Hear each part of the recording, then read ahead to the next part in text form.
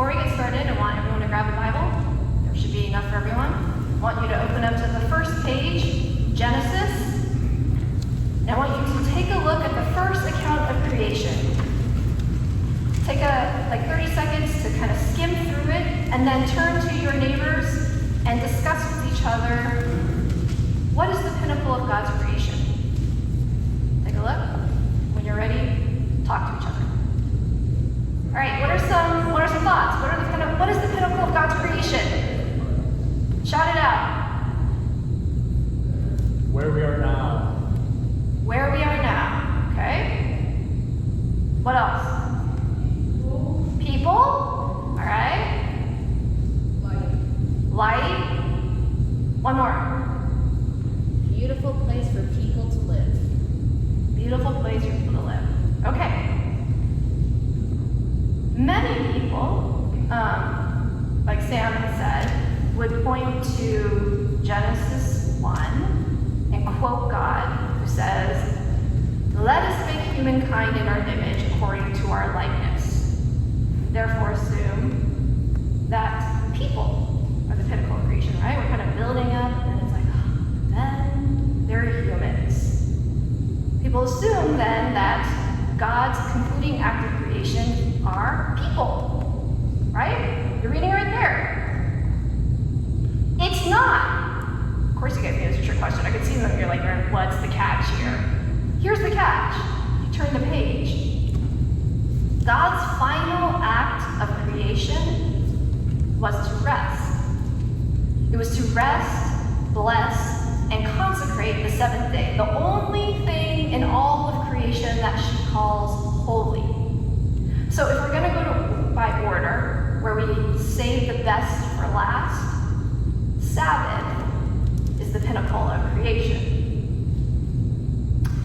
So as Nee said, we are in the third week of our series, Building a Home. At the beginning of the month, we talked about strangers becoming family.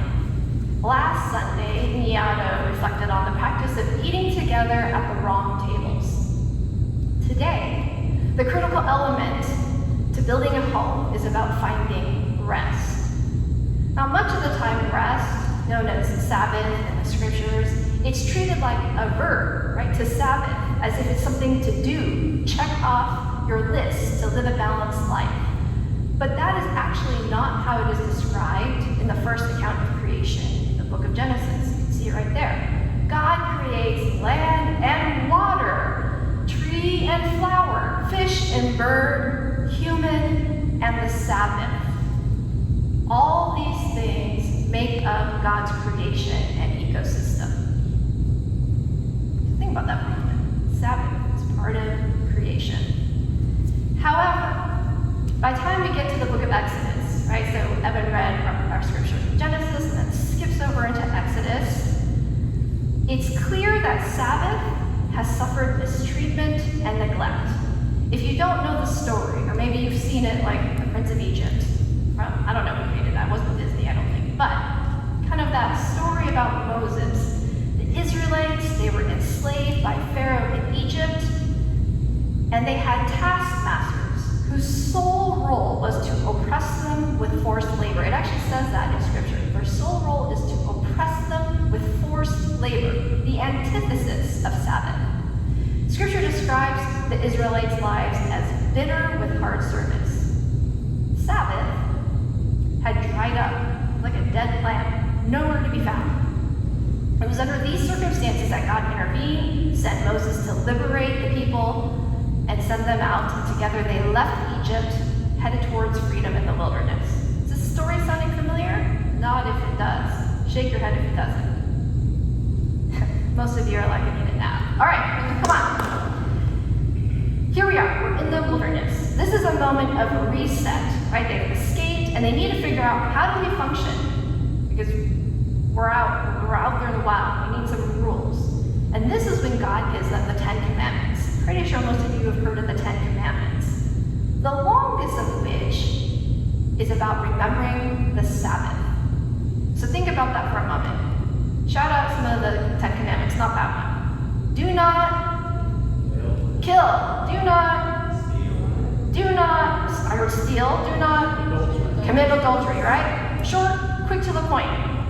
But alongside these moral injunctions, not to steal, not to kill, not to commit adultery, all things that you shouldn't do if you want to live in a society that gets along, God talks the most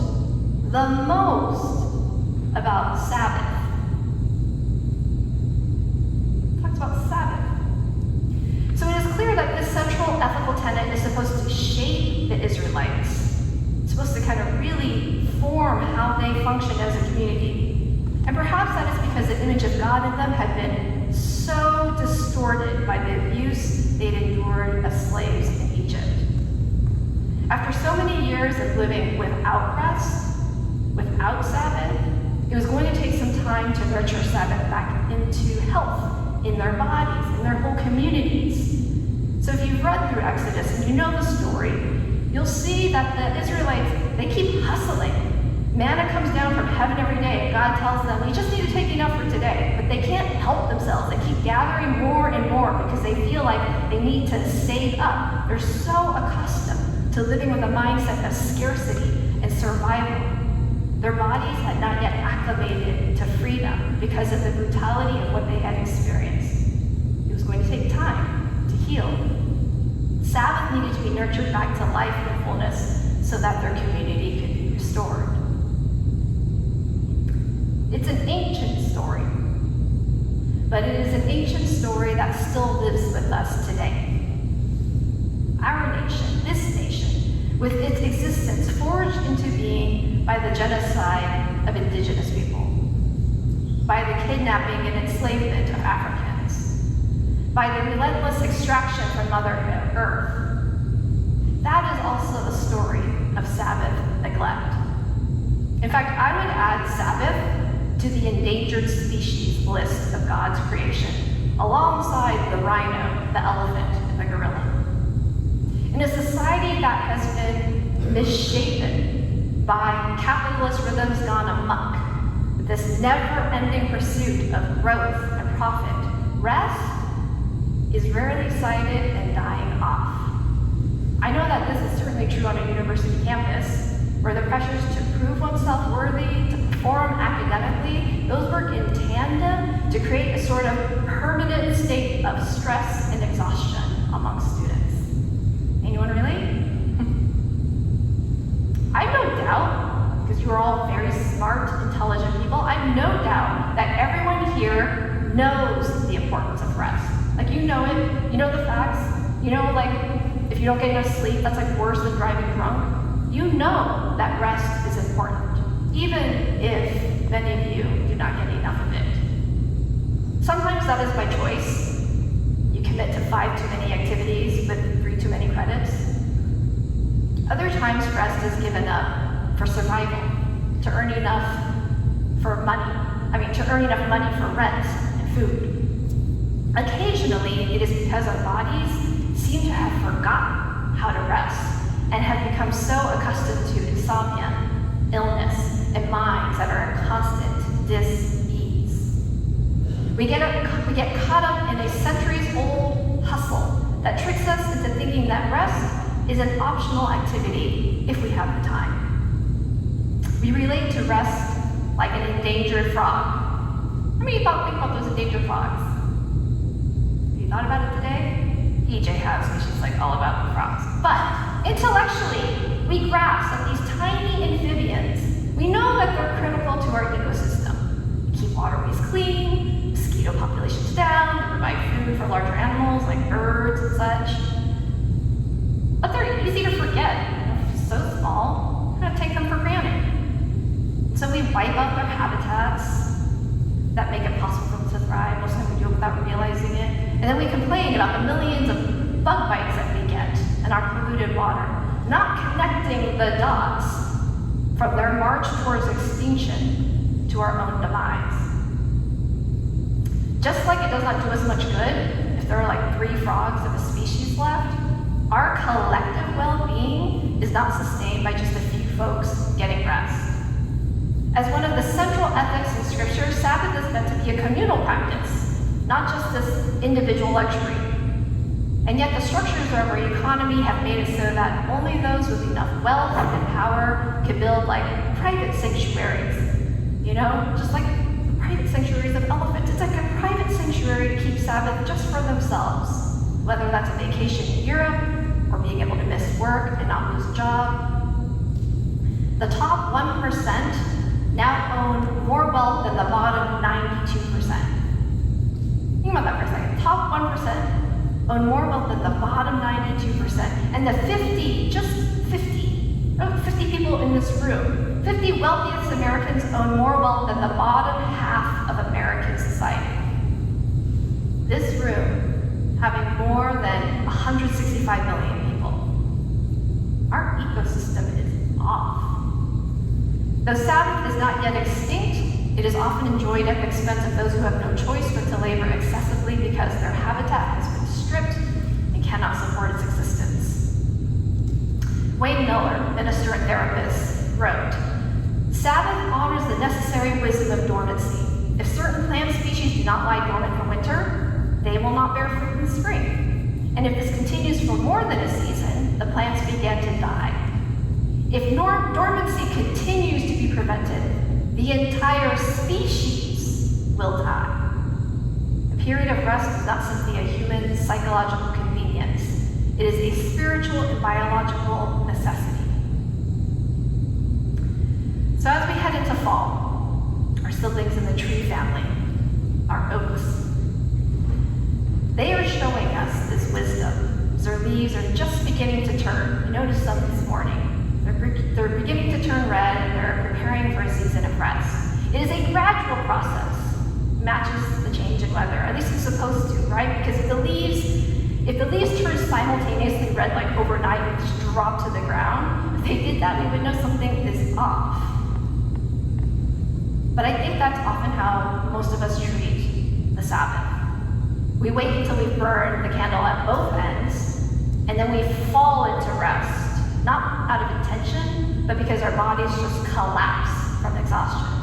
How many of you have gotten sick after final exams? Because you finally just pushed through and then you had to stop. We have learned to override the signals that our bodies give us in order to keep up with the hustle of a system that will ultimately ruin us. Sounds kind of gloomy. How do we find rest with these realities? Especially when we're caught up in a culture that believes if you want to get ahead and stay ahead, you got to keep on moving at every moment possible. Well, as you may have been discovering here at Press House, we don't have all the answers, we have lots of questions. It is something that we are wrestling with together as we build our home. Because we want it to be a place where not just a few people are able to enjoy the Sabbath, but where it is nurtured into the ecosystem so humans, plants, animals, water, land, and air are restored. We're trying to cultivate habits and habitats that make it possible for Sabbath to thrive because we know that it is critical for all of creation. I think in many ways this is at once simple and not so simple. It is complex. For many of us, a good first step is remembering that we are human beings, not human doings. That we're not defined by our grades, our resume, by what we can produce. So take a moment right now, and I want you to listen to your body. If it helps you to close your eyes to do this, then do that. Is it sleepy? Perhaps you're about to pass out right now. Is it hungry? Are there aches in it? Tension? How long has your body felt this way? Can you remember? Take a deep breath. Could your body use some more oxygen? If you haven't fallen asleep, I invite you to open your eyes again. As students who spend a good portion of your time contorting your bodies for academic pursuits, it might be that you need to reconnect to your body and learn to listen to it.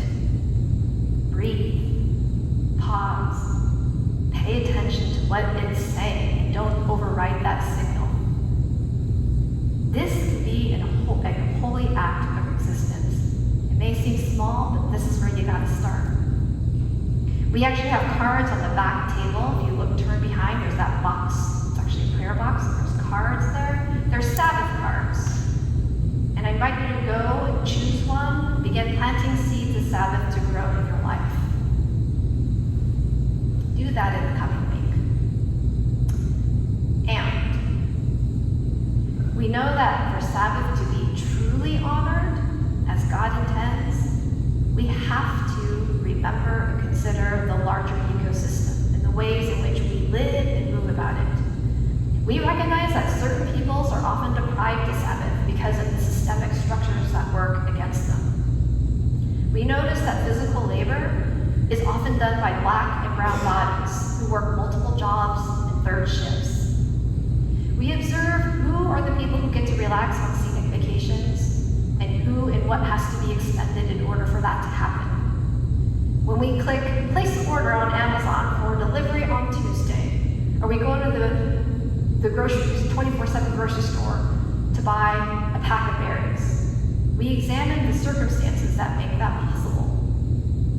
As followers of Jesus, we are striving to find ways for Sabbath to flourish beyond private sanctuaries so that all of creation can thrive. It means that we lean into the questions and sit in the messiness, because the truth is, most of us are both the beneficiary and the exploited in this complex system. So I hope that you will be a part of building this home together. What does it look like? It looks like us breaking bread together like we're going to do each week so that we can honor the Sabbath. It means wrestling with how grace impacts different bodies' experience of rest in workshops like the one that Dee is going to lead in a couple of weeks. It is the retreat, weekend away from campus, where you stop and we collectively pause to play, reflect, and laugh, and remember that life is more than papers, midterms, and projects.